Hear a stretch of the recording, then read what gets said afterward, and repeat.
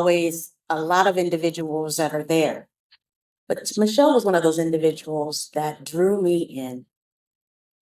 And so I'm going to stop right there and share a little bit about her, and maybe you'll understand why I was so drawn. Michelle Portier, known as Michelle Speakz, is a Navy veteran, transformational speaker, life recovery coach, and powerful advocate for healing and resilience. Through her work, she has impacted over 189,000 individuals globally, sharing her message of strength, faith, and the power to rise above adversity.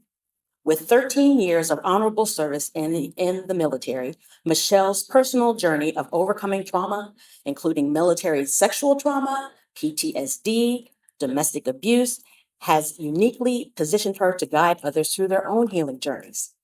Michelle is the author of several transformative books, including The Journey to Abundance, The Resilient Heart, 7 Ways to Reclaim Your Strength After Trauma, and Don't Allow Your Past to Define YOU. Each providing readers with actionable steps to reclaim their strength and break free from the weight of their past. Her life's mantra: a woman's faith, living audaciously in spite of, seeing the invisible, doing the impossible, serves as both her guiding principle and the cornerstone of her coaching and mentoring organization, Michelle Speakz. An inducted member of the Florida Department of Veterans Hall of Fame Society and an elite cast member of the Making of an Entrepreneur docuseries, Michelle has inspired countless lives through her speaking engagement and community-focused initiatives. Her mission is rooted in her vision to create a safe space where people can confront their pain, shatter the silence that surrounds trauma, and reclaim their voices.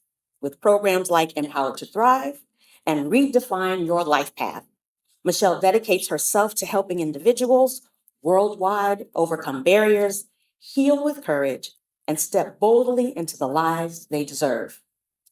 Are you drawn? I know I am.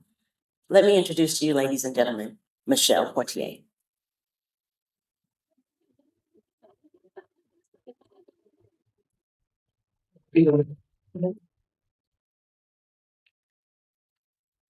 First of all, I want to say thank you so much. I am honored to serve, and every time I have the opportunity to do so, I want to serve. I don't like being behind that thing. So thank you, Shauna. Thank you for inviting me, Paul. But most importantly, thank each and every one of you veterans that have honored to serve our country. And I want to begin by saying that I don't stand here today just as a veteran. I stand here as someone that's faced battles both seen and unseen. Service to our country teaches us loyalty, honor, and strength. But what happens when the battle is within? What happens when the scars that we carry are not just physical, but they're deeply emotional? For me, that battle is the many forms, and that's what I'm talking about today. As we reflect on the legacy of loyalty and service.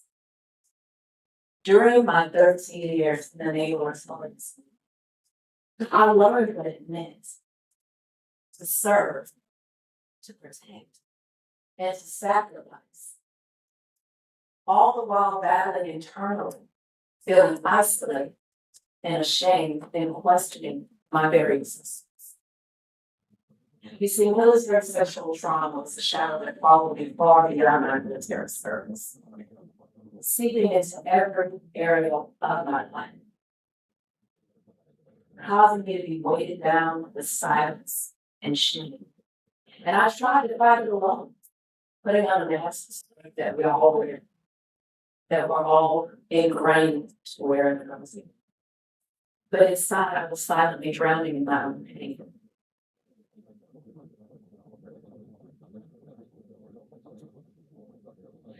There was a point in time that the weight of it felt so unbearable that I thought I couldn't go on. I had 5 failed suicides. And during those moments, I was convinced that that was the only solution to my pain. But even in those darkest moments, I now realize that something held me back. And that's because my Abba Father wasn't done with me yet. You see, the hardest part wasn't just surviving those moments, it was the identity crisis that followed. I spent so long serving others, following orders, putting on that brave face, that by the time I came out of that uniform, I didn't know who I was. How many of you can relate to that? Was I just a service member? Was I just the pain? Was I just the trauma? Or was there something more? And how many times have we questioned ourselves, whether we've served or not? Is there something more?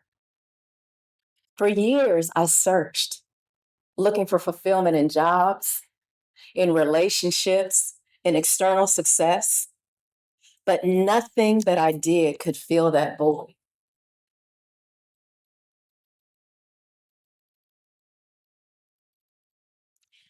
The turning point came for me not at a desk, not at an office, but on the top of a mountain, literally. Standing atop the Andes Mountain at 17,000 feet with 10 other disabled veterans, being the only female, I realized that I didn't want to die. I just wanted to release the pain that had been suffocating me for all those years. And at that moment, it became clear to me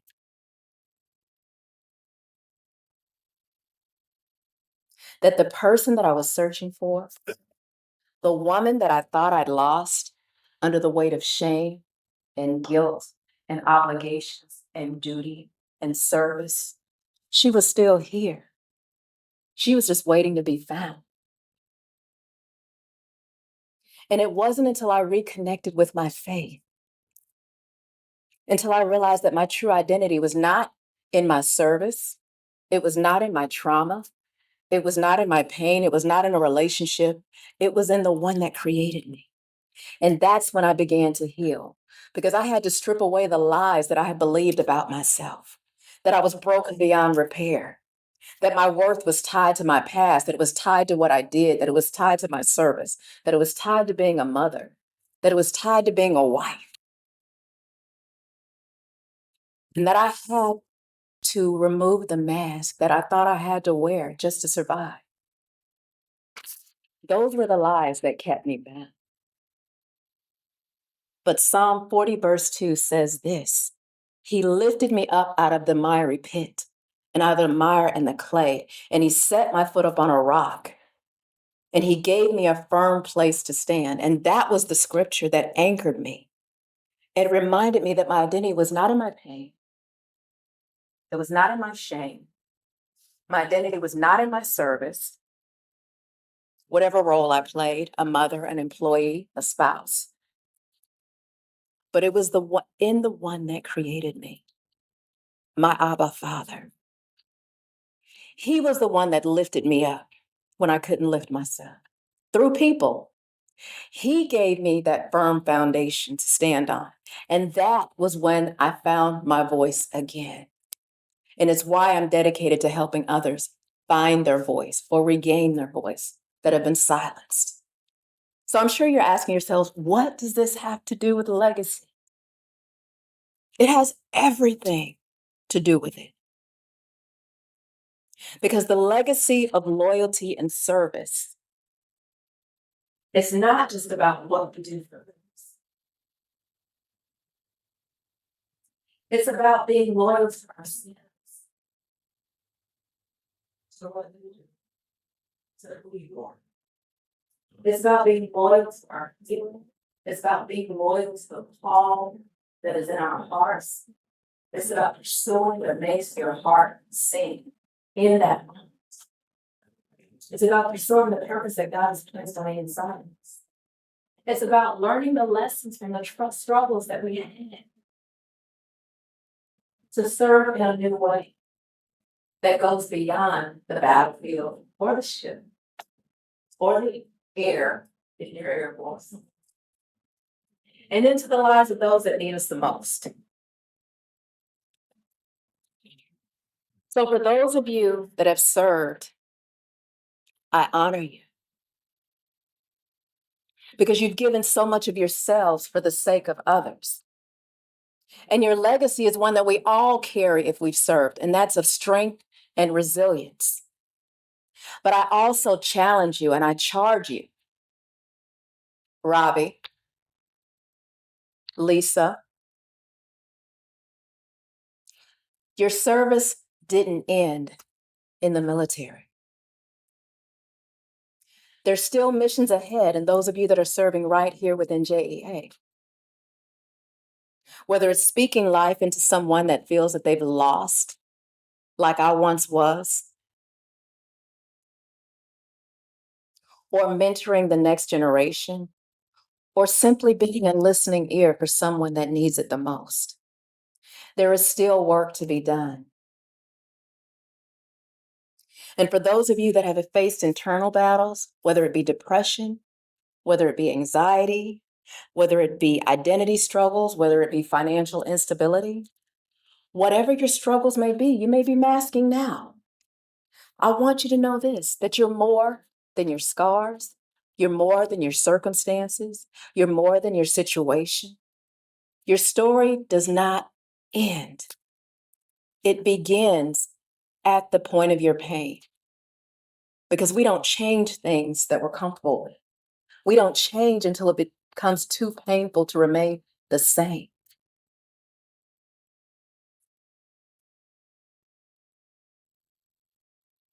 Your identity is not defined by what happened to you, what you've done previously. Your identity is defined by the one that created you. So the mission did not end with your military service. Just as we continue to evolve, it deepens, it expands, it grows, because we're called to serve in new ways. We're called to reach back and pull others forward, just as I was helped to be pulled forward.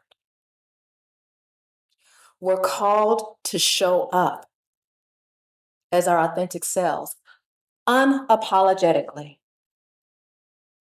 So I leave you with this. Be loyal, not only to your healing, be loyal to what makes your heart sing. Be loyal to what you've been called to. Be loyal to where you are. Be loyal to evolving, to growing, to changing. Be loyal to leaving a lasting legacy of service to others. But not just as you did in the military and in your uniform. Most importantly, continue to serve, but in the ways that not only align with who you are now, but who you're becoming. As we together continue to leave a lasting legacy of love, loyalty, and service. Thank you.